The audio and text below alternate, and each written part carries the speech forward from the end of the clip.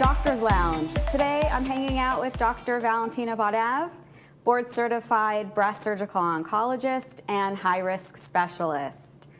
Hi, Dr. Bodav. Hi, Stephanie. Thank you so much for having me. Well, thanks for hanging out with me today. For sure. So I thought maybe today we could talk a little bit about breast cancer and risk. Okay. So what are some risk factors for breast cancer?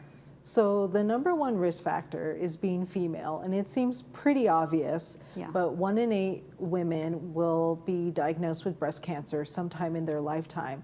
But men also have a risk factor of breast cancer. It's quite rare in male. For them, it's 1 in 833. So they're about 100 times less likely to get breast cancer, but they're still at risk. So being female is going to be the number one risk factor. Another risk factor is going to be increasing age. So the median age of diagnosis is 62 years old.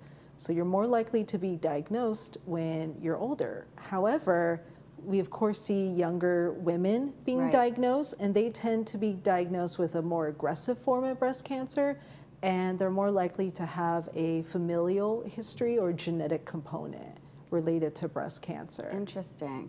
So being a woman, aging, those are things you can't do anything about. Exactly. What about any risk factors that you can control?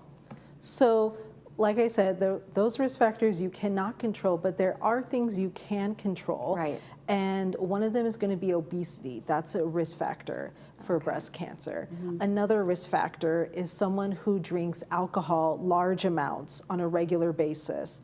And another risk factor is long-term hormone replacement therapy. So all of those relate to increased estrogen exposure, and those factors increase your risk of breast cancer. Okay. So in addition to altering lifestyle, like what other things should women do if they have those risk factors? So lifestyle modifications, regular exercise. We recommend no alcohol, but at least alcohol in moderation. Limit long-term hormone replacement therapy.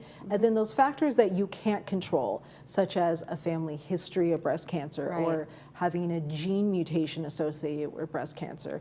We want to make sure that you're evaluated by your doctor to see if you're on the appropriate screening plan for breast cancer surveillance. So I guess just be familiar with your breast and know when there's something that's not right, and it's right, no shame in just having somebody check it out. Right. Yeah.